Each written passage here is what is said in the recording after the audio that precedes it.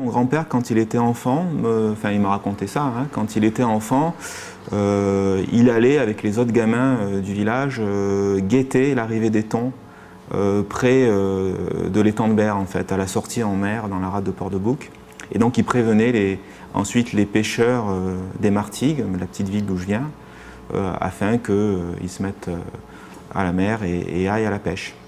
Voilà. Et puis bon, mon grand-père, lui, a arrêté la pêche parce que simplement, il n'y avait plus assez de poissons pour en vivre. Alors de l'époque de mon père, ce que je sais, c'est qu'il pêchait des mérous au fusil sous-marin dans quelques mètres d'eau. Et puis moi, bien plus tard, pour voir des mérous, j'ai dû aller à une quarantaine de mètres de profondeur avec des bouteilles. Donc ça donne aussi un aperçu des choses en Méditerranée. Bon, il y a des bons signes hein, dans les aires marines protégées, notamment à Port-Cros. On est encore capable aujourd'hui de voir des mérous dans 3 mètres d'eau. Mais dans les zones non protégées, je défie quiconque de voir des mérous dans peu de profondeur. Il y a le côté merveilleux de l'enfance, des souvenirs de profusion de poissons, de concours de chasse sous-marine où on voyait des merloches, etc., etc. Chose qu'on voit beaucoup moins aujourd'hui en fait. Et ça, ce sont plutôt les souvenirs de mes grands-parents. Enfin, des images que j'ai avec mes grands-parents. Disons qu'on sait ce qu'ont fait nos grands-parents et ce qu'ont vu nos grands-parents, même si c'est un petit peu enjolivé peut-être parfois, mais je ne sais pas du tout ce qu'a vu mon arrière-grand-père. Donc nécessairement, il y a une mémoire comme ça qui est un peu finie et qui, on pourrait estimer, c'est d'environ 2 générations. On est dans une situation où on commence à avoir des communautés de poissons ou d'invertébrés qui sont impactés par la présence de l'homme et impactés par la pêche.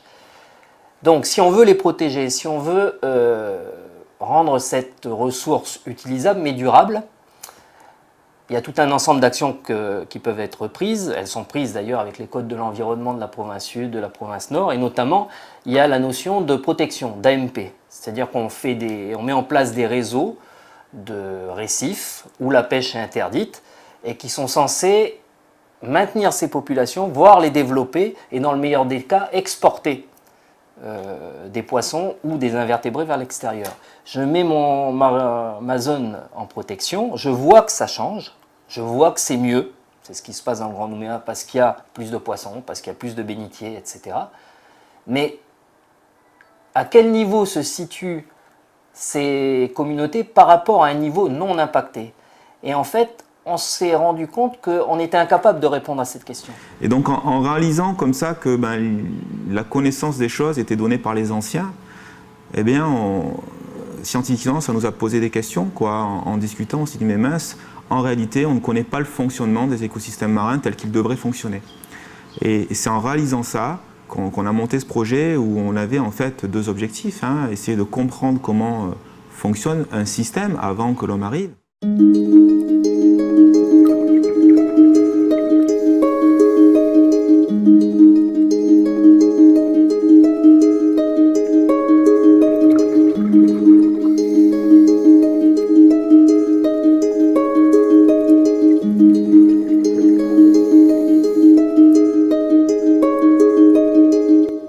Pour cette première mission du programme Pristine, 5 scientifiques de l'Institut de recherche pour le développement et des universités de Nouvelle-Calédonie, de Montpellier et d'Hawaï embarquent sur l'Amborella. D'une longueur de 24 mètres et d'un faible tirant d'eau, ce navire du gouvernement de la Nouvelle-Calédonie est particulièrement bien adapté à l'exploration des récifs coralliens.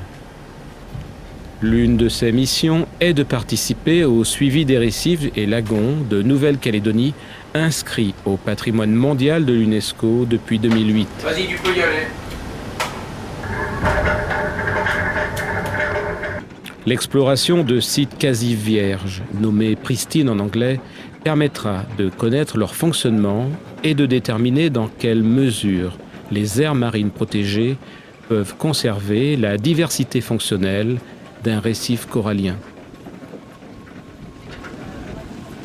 Destination, l'atoll de Botan-Beaupré et les récifs de l'Astrolabe, situés au large de l'île d'Ouvéa, aux îles Loyauté. Donc un écosystème corallien, c'est un écosystème où il y a un équilibre entre différentes espèces au niveau fonctionnel. Chaque espèce assure des fonctions différentes. Et cet équilibre s'appelle un récif corallien. Si on en retire une de ces fonctions, eh bien, le système va rentrer en déséquilibre et potentiellement, on va obtenir un nouvel équilibre qui sera stable, mais qui sera indésirable. Par exemple, on peut aboutir jusqu'à une alguerée à la place d'un récif corallien si l'ensemble des herbivores sont retirés du système. Une des fonctions qui est extrêmement fragile sur un écosystème corallien, c'est la fonction de grande prédation. Parce que les requins sont des animaux qui se reproduisent très peu, ils font environ 1 à 5 bébés, au lieu de millions d'œufs pondus par les autres espèces de poissons. Et ce sont des poissons qui vont commencer à se reproduire au bout de 10 ans. Donc c'est très facile d'impacter cette fonction de grande prédation et c'est très facile de retirer la fonction grande prédation de l'écosystème corallien. Et si cette fonction est retirée du système, forcément, il va y avoir un déséquilibre qui va être créé et par effet cascade, ça peut aller jusqu'à impacter le corail lui-même.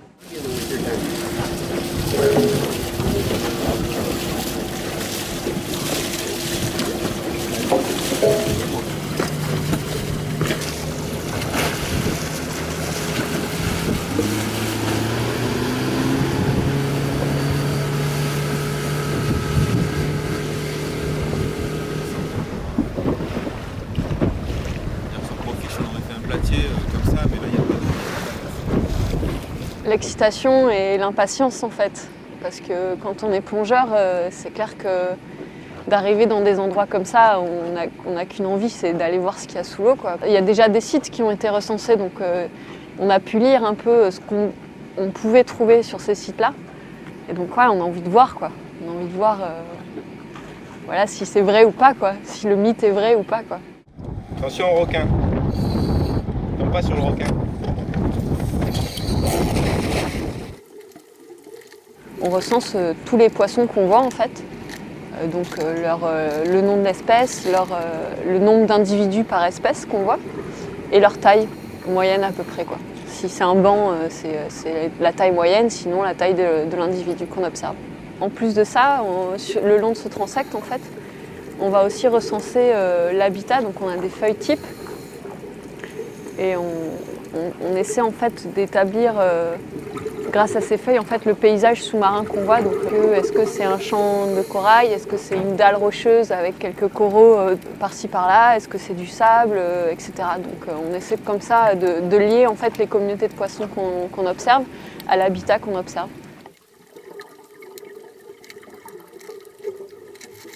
Le long de ce transect, matérialisé par un décamètre que les plongeurs déroulent dans un premier temps, l'habitat sera décrit à partir de 19 variables. Elles permettront de mieux expliquer l'abondance et la structure des communautés de poissons qui y vivent. Par la suite, la qualité de l'habitat et l'abondance en poissons mesurées en 2012 seront comparées avec les données historiques collectées depuis les années 70-80, puis avec celles qui seront collectées dans les années à venir. Cette perspective temporelle permettra aux scientifiques de se prononcer quant à l'évolution des écosystèmes. C'est impressionnant, ça grouille de vie, et il y a tout, quoi. Il y a vraiment tout. Il y a du requin, c'est incroyable, quoi. C'est vrai, il y a vraiment, ça grouille de vie et on n'arrête pas d'écrire, ça s'arrête pas, quoi. Et c'est vraiment impressionnant par rapport à tout ce que j'ai pu voir en plongée. C'est vraiment impressionnant et c'est beau, quoi, parce que voilà. Et puis les poissons sont pas du tout peureux, en fait. Ils viennent nous voir, les requins venaient assez près, les carangues venaient assez près. Enfin, c'est vrai que c'est une autre approche par rapport à une plongée traditionnelle dans un milieu qui est un peu plus influencé par l'homme. Ça n'a rien à voir, quoi. On sent vraiment un intrus en fait sous l'eau, quoi. Tout vient vers nous et ils viennent voir ce qu'on est. Et enfin, c'est vraiment incroyable.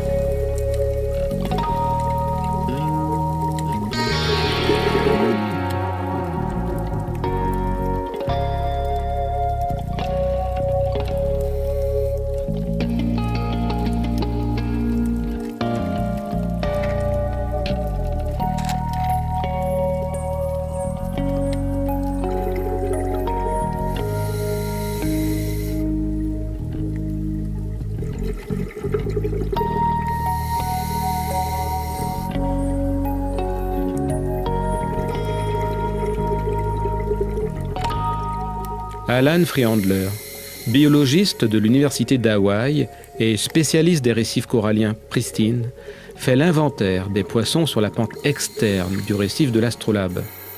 Ces résultats seront comparés avec ceux collectés au récif Kingman, exemple reconnu de récifs pristines dans le Pacifique central.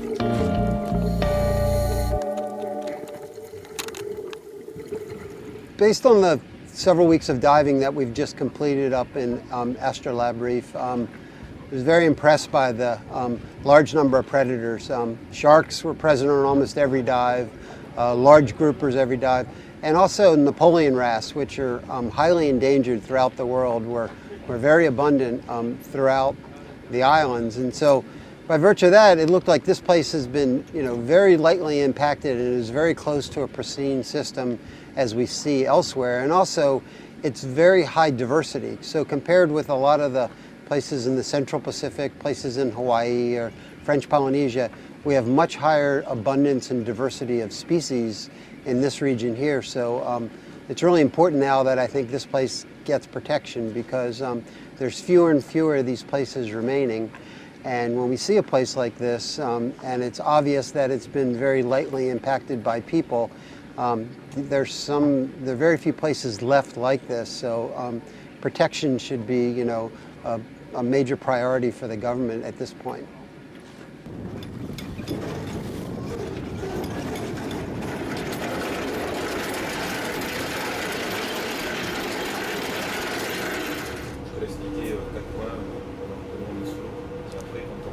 À chaque fin de journée, les scientifiques se retrouvent au carré de Lamborella. Ces océanographes biologistes, qui se nomment entre eux des poissonniers, échangent leurs observations et vérifient leurs données. Après des milliers de plongées, leur passion pour la vie sous-marine qu'ils observent et étudient est toujours aussi vive. J'ai oublié de bouger là, je suis obligé de tourner sur moi-même, moi que tu me dis, rien avec les bouées, je peux y aller. Oui, c'est bon, t'es à l'aise là. Alors que les plongeurs effectuent leur inventaire sous-marin, l'équipage de Lamborella déploie 4 structures métalliques supportant chacune une paire de caméras vidéo haute définition installées dans un caisson étanche. Ce système, prêté par l'université de Western Australia, attire et concentre les grands prédateurs et permet d'estimer leur abondance et leur taille.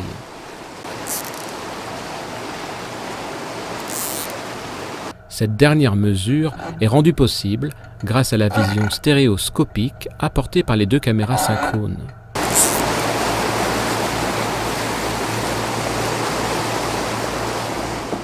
L'absence de grands prédateurs, malgré l'attraction d'un appât, est caractéristique d'une zone impactée.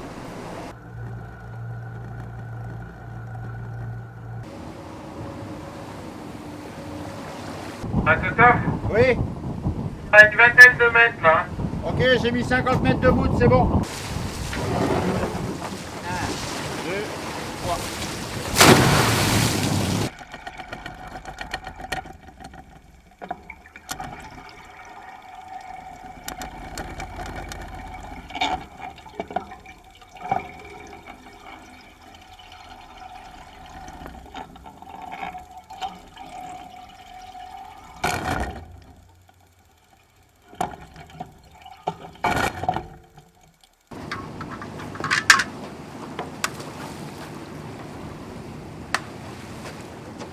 Et voilà.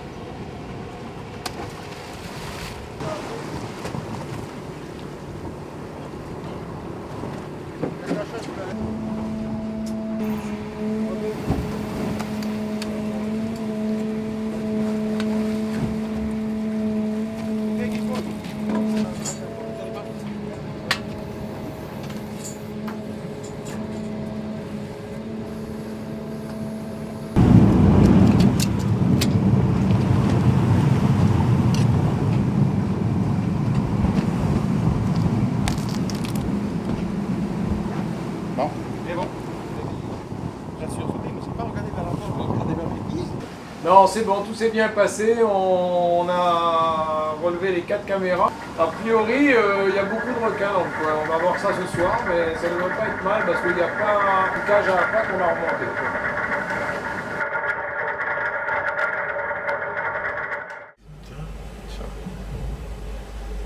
C'est une sucette en fait. Sucette à requin.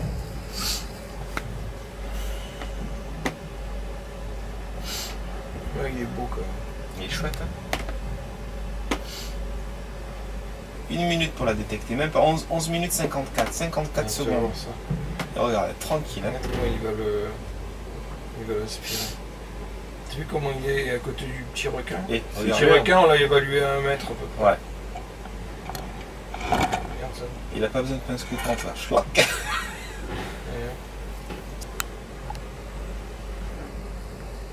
Il a la tête entre l'arrêt et le mastodonte aussi quand même. T'as vu comment il t'a arraché ça? 42 stations de stéréo-vidéo à pâté auront été déployées autour des récifs de l'Astrolabe et de Beautemps-Beaupré. Une première en Nouvelle-Calédonie. Et ces données apporteront un éclairage complémentaire sur les populations de grands prédateurs. Elles seront comparées avec celles collectées dans l'océan Indien par les partenaires australiens.